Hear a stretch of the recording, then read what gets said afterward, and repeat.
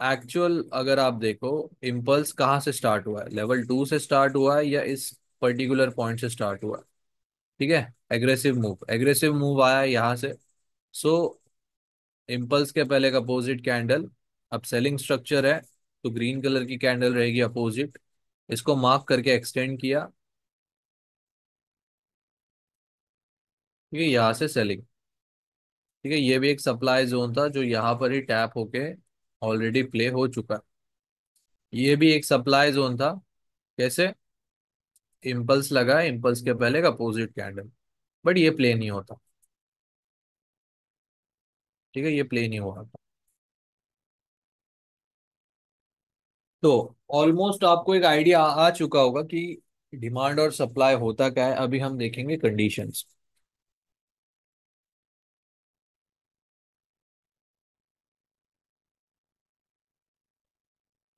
तो थोड़ा सा ड्रॉ करना पड़ेगा, आप लोग भी ड्रॉ कर लीजिए। डिमांड कैंडल होगी आपकी रेड कलर की, सप्लाई कैंडल होगी ग्रीन कलर की, and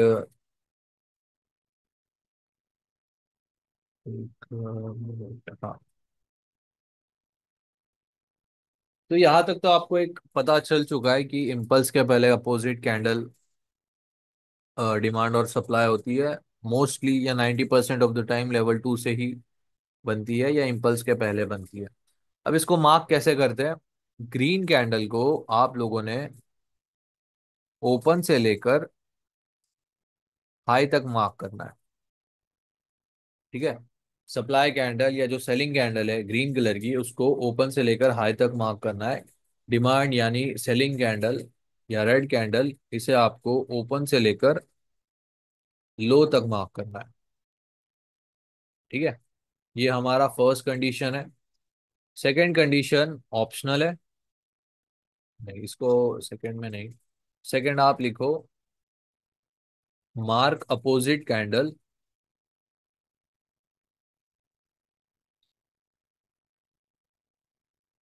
before impulse move.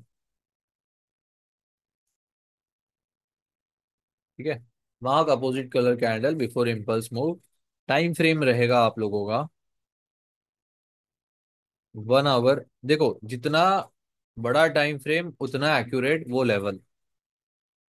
So 1 hour, 4 hour and daily time frame में आपको डिमांड और सप्लाई को करना है यूज।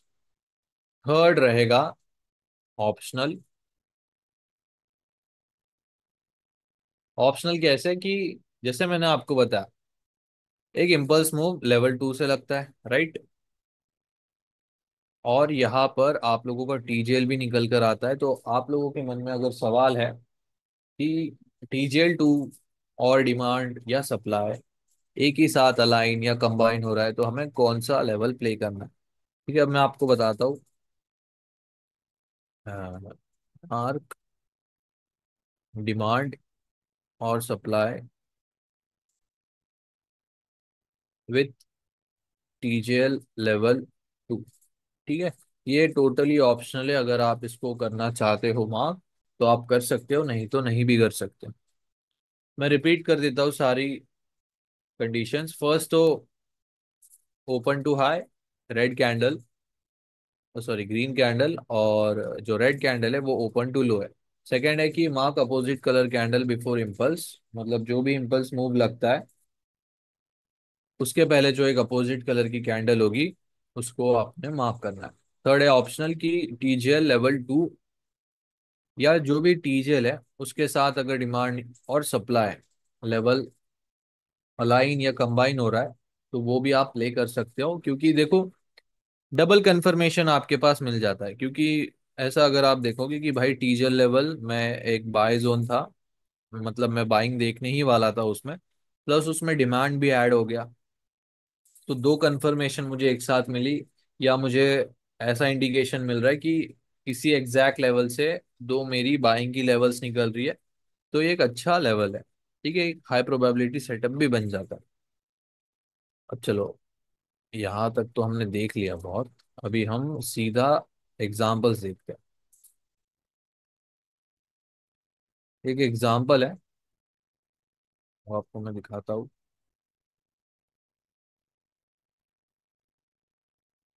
पहले सेलिंग का देखते हैं। गोल्ड में एक दो है सेलिंग के, वो देखेंगे।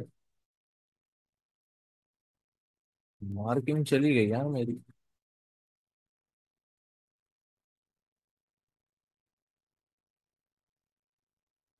ये है एक अच्छा, ये भी एक अच्छा एग्जांपल है। अब ये 1 आवर टाइम फ्रेम है, ठीक है। अब अगर इसको हम सिर्फ मार्किंग कर दें, तो ये रहा 1। इम्पल्स के पहले का अपोजिट कैंडल, ठीक है, यहां से देखो इम्पल्स लगा है बाइंग साइड। उसके पहले का अपोजिट कैंडल रेड कलर की, ओपन से लेकर लो तक मार्क किया। देख सकते हो यहाँ से कितनी अच्छी एक बाइंग देखने को मिली है, ठीक है। ये एक बाइंग साइड का एग्जांपल। अब अगर इसको और थोड़ा सा ब्रेक डाउन करेंगे हम, सो ये रहा 1, 2, 3। इस लो के नीचे दो कैंडल्स की क्लोजिंग हो गई और नॉर्मल चेंज ऑफ कैरेक्टर आ गया। अब हमने ये एक A+, double top, support become resistance levels निकाल लिए। ठीक है, यहाँ तक क्लियर है क्या सभी को? मुझे चैट में बता दो।